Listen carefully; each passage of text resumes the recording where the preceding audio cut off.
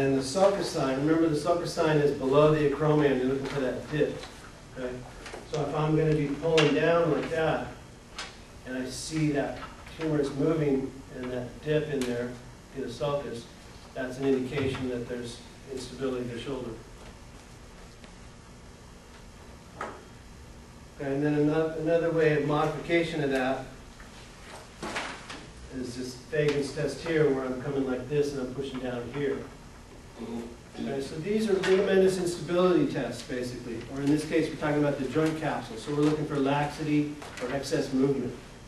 Okay? So it's not so much that you're just looking for pain. On some of these where you're starting to manipulate things, you're looking for laxity of movement. Okay, if somebody has a chronically dislocating shoulder, it may not hurt so much to do those things, but you're just going to notice that there's going to be some laxity and you're comparing one side to the other. Okay, so we're doing shoulder apprehension test. So again, you may not need to get very far. You may only get to this point and they're going to start to grimace or avoid that. But you're working towards doing this. Okay? Let's say they start to have symptoms. Can you make sure that the angle of that's good. Okay. So then if somebody has issues and they start to have problems there, then we can push down onto here, and then that's relocation. Okay? So here's apprehension test, or you could say anterior-inferior apprehension test. Okay? And then we're doing posterior dislocation.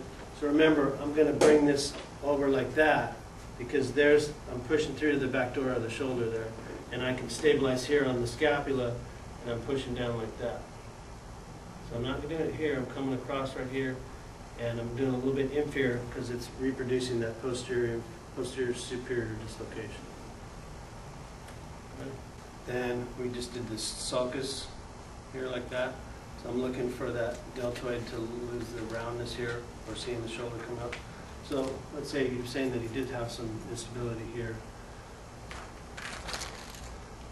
So you could stabilize the scapula here and then pull down. Okay, so then here's the other one. Is it Fagan's? So then I'm kind of using some angle here to press down like that. So again, this is for ligamentous instability. Okay, I'm not doing any muscle contraction stuff. I'm just pulling down like that. Okay, so then let's practice those. We'll come around a little bit.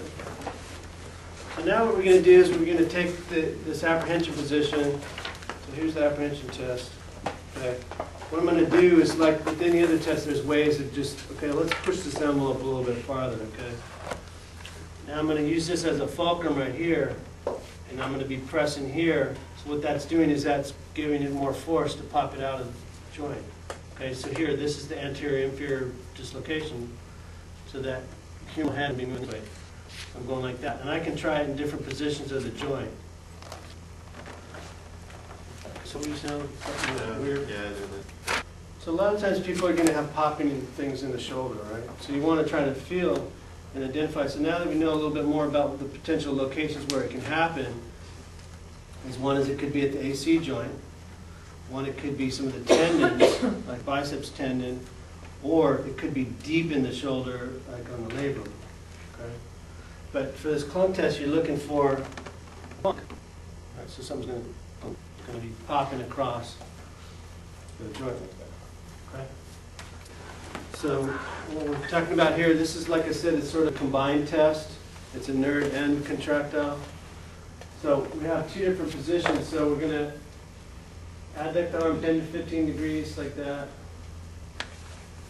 and then immediately rotate. And then we're going to press down like that. I'm going to press down this way, don't let me move your shoulder. Okay, so I'm putting my hand up here because I'm feeling the AC joint and also kind of the glenohumeral joint right here. Okay, so that's the first position here. And then the second position is in supination like that. And now I'm going to press down, don't let me move. Okay? So then you're looking for that you have pain in this position here. You say that hurts, or maybe there's some popping or something, and then in this position, and then now it goes away. Okay?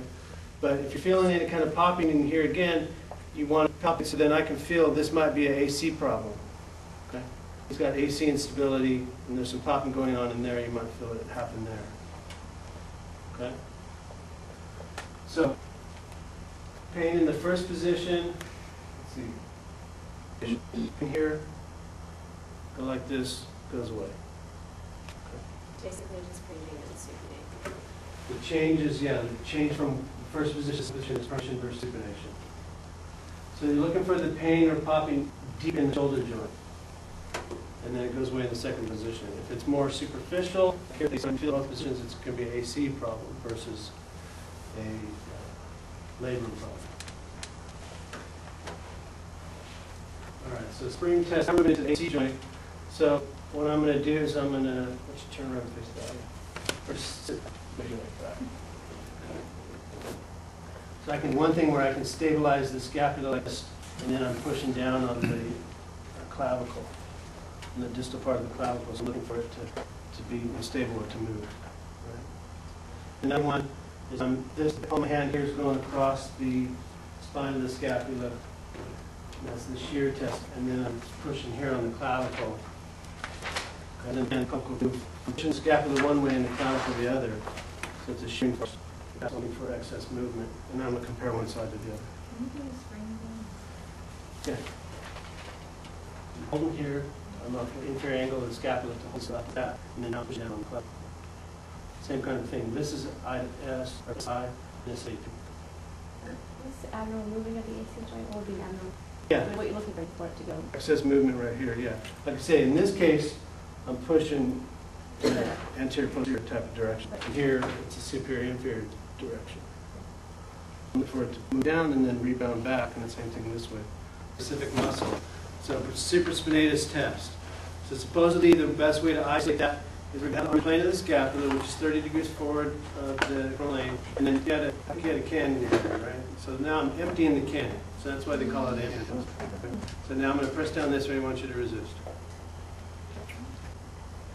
Okay, drop arm test is, you can, probably the easiest way to do it is to put the patient's arm in position, because the time it takes you to try to explain it, you can do it twice. Okay, I'm going to take my hand and let your arm go. So what you're looking for is that they'll, all of a sudden, they drop. They won't be able to hold it.